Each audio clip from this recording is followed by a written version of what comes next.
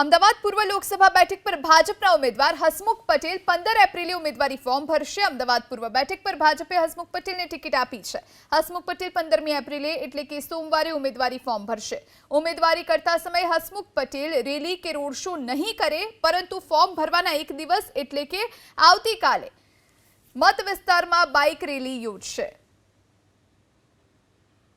અમદાવાદ પૂર્વ લોકસભા બેઠક પર હસમુખ પટેલે ઉમેદવારી પત્રક ભરવાની કામગીરી માટેની પ્રક્રિયાની શરૂઆત કરી છે। મારી સાથે હસમુખભાઈ પટેલ છે, એમની સાથે વાત કરીએ।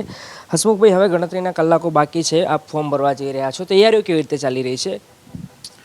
એ ફોર્મ ભરવાનું જે ફોર્મ 2 આવે, એફિડેવિટ ફોર્મ 26 આવે, એની તૈયારીઓ કરી રહ્યો છું। એફિડેવિટ લગભગ તૈયાર થઈ ગયું છે। ફોર્મ 2 આજે ભરી રહ્યો છું અને આવનારી 15મી તારીખે હું મારું ફોર્મ અમારા રિટર્નિંગ ઓફિસર જે અમદાવાદ જિલ્લાના ડીડીઓ છે એમને ત્યાં જમા કરાવીશ। ખૂબ જટિલ પ્રક્રિયા હોય છે હસમુખભાઈ, એટલે આપની ટીમ સાથે મળીને આ પ્રોસેસ કરી રહ્યા છો, ખાસ ધ્યાન શું રાખી રહ્યા છો આખી આ પ્રક્રિયામાં આપ?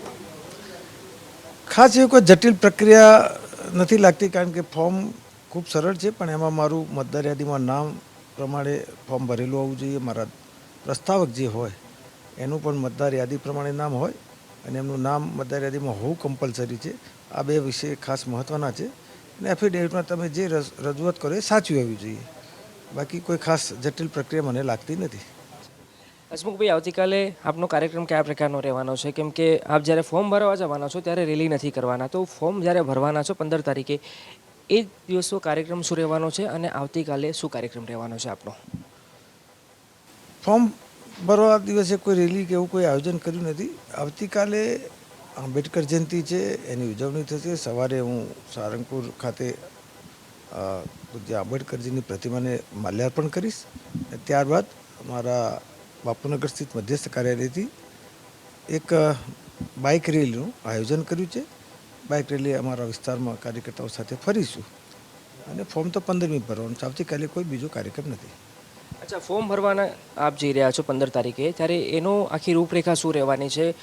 કોઈ કાર્યક્રમ ખરો એ દિવસે કાર્યાલય પર અથવા તો અન્ય સ્થાન ઉપર, કે સીધા આપ કાર્યાલયથી ફોર્મ ભરવા જવાનો છો? ફોર્મ ભરવાના દિવસે કોઈ જ કાર્યક્રમ નથી। અમે સીધા અમારા પાર્ટીના આગેવાનો સાથે અને પ્રસ્તાવકો સાથે હું રિટર્નિંગ ઓફિસરની ઓફિસે જઈશ અને તે મારું ઉમેદવારી પત્ર રજૂ કરીશ। હસમુખભાઈ, કેમ કે હવે ગણતરીના દિવસો બાકી રહ્યા છે અને જાહેરનામું પણ અહીંયા પ્રસિદ્ધ થઈ ગયું છે, એટલે લાગે છે કે હવે એકચ્યુઅલ જે માહોલ હોવો જોઈએ એ ધીમે ધીમે જામી રહ્યા છે ઇલેક્શનનો? હું મારી લોકસભાની વાત કરું તો છેલ્લા 13 તારીખે પાર્ટી મને ઉમેદવાર તરીકે ઘોષિત કર્યો, ત્યાર 14 તારીખથી મારા મત વિસ્તારમાં ફર્યો છું, સાથે વિધાનસભાનો પ્રવાસ થયો છે। ખૂબ સારો ઉત્સાહ અત્યારથી જ મને જોવા મળે છે।